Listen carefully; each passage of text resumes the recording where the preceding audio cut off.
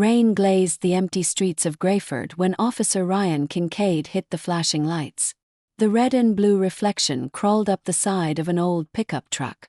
Inside sat a calm black woman, mid-30s, athletic, sharp eyes that didn't waver. "License and registration," Ryan said, his tone clipped, authoritative. The woman's hands rested at 10 and 2. "Evening, officer. Do you know why I stopped you?" "You tell me." Ryan smirked. "You rolled through that stop sign." "I stopped," she replied evenly. "Bushes on the corner make it hard to see." "You calling me wrong?" "No, sir. Just saying I'm careful." Her calm bothered him more than defiance. "What's in the bag?" "Training gear." "Open it." She did. Towel, jump rope, gloves, sneakers. "Nothing illegal." "Name?" "Jordan Cole." "Where you headed?" "Home." "From?" "Work." "What kind of work?" "Training." "Gym." Jordan looked straight at him. "Something like that." Ryan handed her license back. "Watch your stops next time." She smiled faintly.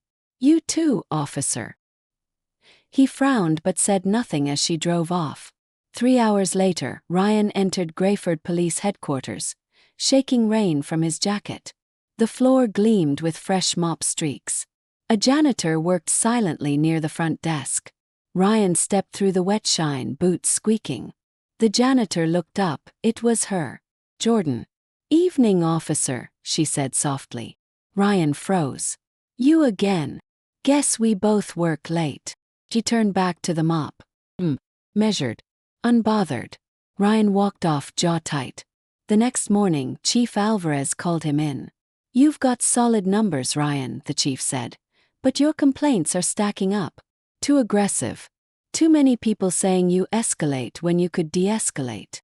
"With respect, Chief, I'm doing my job." "You're doing part of it. The other part is control. You're enrolling in a federal temperament program. 3 weeks. Starts tomorrow." Ryan blinked. "Is this punishment?" "Prevention," Alvarez said flatly. "Dismissed." The training field sat under thick fog. 6 officers waited. 2 rookies, a medic, a veteran sergeant, and Ryan. A tall black woman in a navy hoodie stepped out of the equipment shed. Her steps were precise, her voice calm but firm.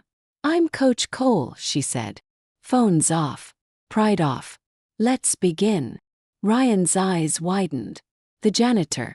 Her expression didn't change. "Something funny, officer?" He shook his head. "No, ma'am." The first hour nearly broke him. Push-up, sprint, rope climbs. But it wasn't about strength, it was about composure. Every time someone cursed, Coach Cole said one word. "Again." When Ryan groaned under the weight of his gear, she didn't shout. She simply crouched next to him and said, "Your breath decides your control. Learn it." By break time, he was drenched in sweat. Jordan handed him a water bottle. "Hydrate." "I'm fine," Ryan muttered. She tilted her head. "You're not. You're dehydrating and angry. Both make you stupid." He glared. "You always this charming." She smiled faintly. "Only with people who think control is volume." Days passed. Each one stripped his arrogance like old paint. Blindfold drills. Verbal scenarios. Split-second decisions. "Control isn't silence," she told them. "It's choice."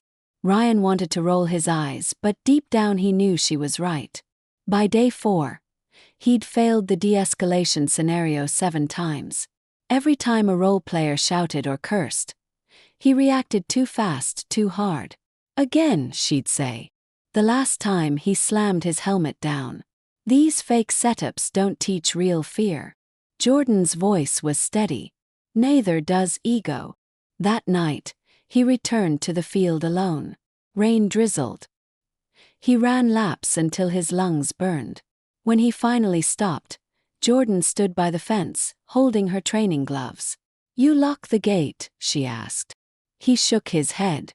"Didn't think anyone else would be here." She stepped closer, eyes soft now. "You're not here to prove strength, Officer Kincaid. You're here to unlearn weakness." "What weakness?"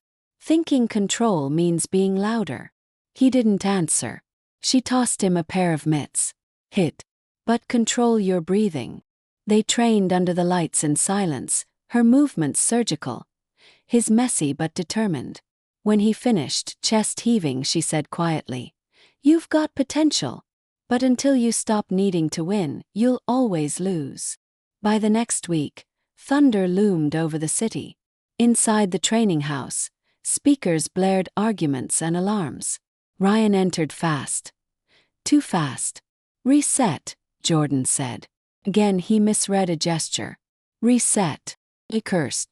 "These drills are a joke." "Then prove you can pass them," she said calmly. He glared. She stood motionless, unblinking. Then she inhaled.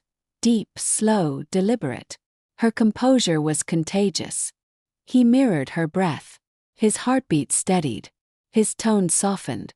"Sir," he said to the actor, "I want everyone safe.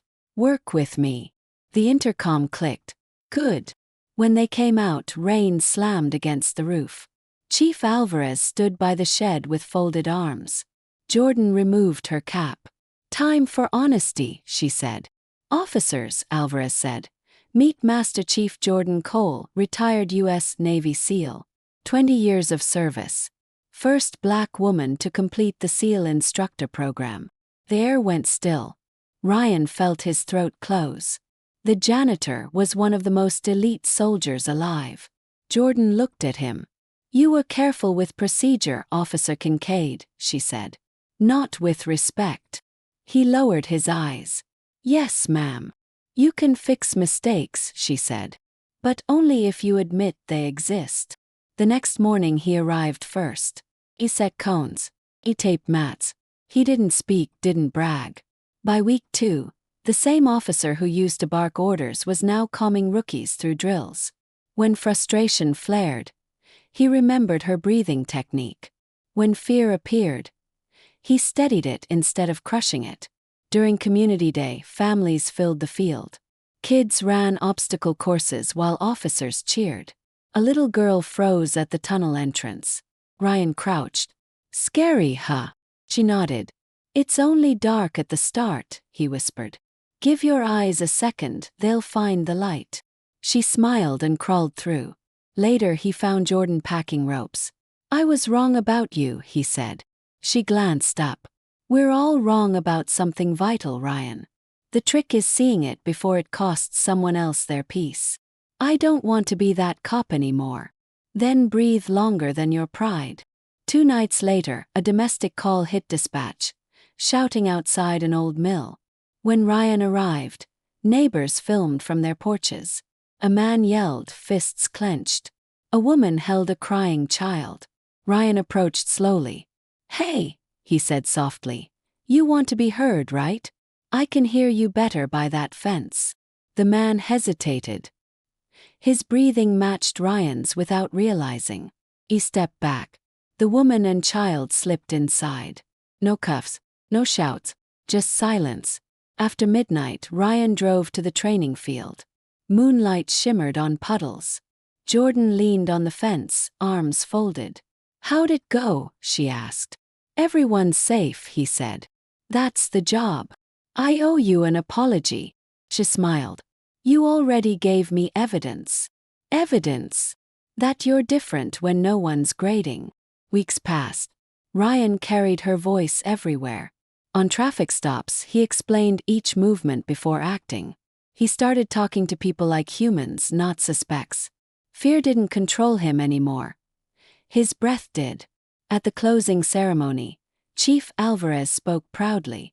"This program wasn't about tactics," he said. "It was about trust." He nodded at Ryan. "Officer Kincaid has something to share." Ryan stepped forward. "I used to think control meant making people obey," he said. "Now I know it means not letting my worst second define me. I learned that from a woman I disrespected because I didn't see who she really was. That was my lesson." He turned to Jordan. "Thank you, Master Chief." Jordan nodded. "Prove it." Laughter broke softly across the field. After the ceremony, Ryan found her beneath the maple trees. The evening light turned gold across her uniform. "I don't think I can ever repay you," he said. "You can't," Jordan replied. "You pay it forward. Quietly. Repeatedly. How do I know I've really changed? When the man you used to be wouldn't recognize the choices you make now." The wind shifted. Leaves rustled like quiet applause. As he walked to his cruiser, she called out, "Officer Kincaid." He turned. "Signal at the turn," she said with a small smirk. He laughed. "Yes, ma'am." He drove off into the night, headlights slicing through the wet streets. Each breath steady, each second a new choice. 'Cause some lessons strike like thunder. The ones that change you arrive like breath.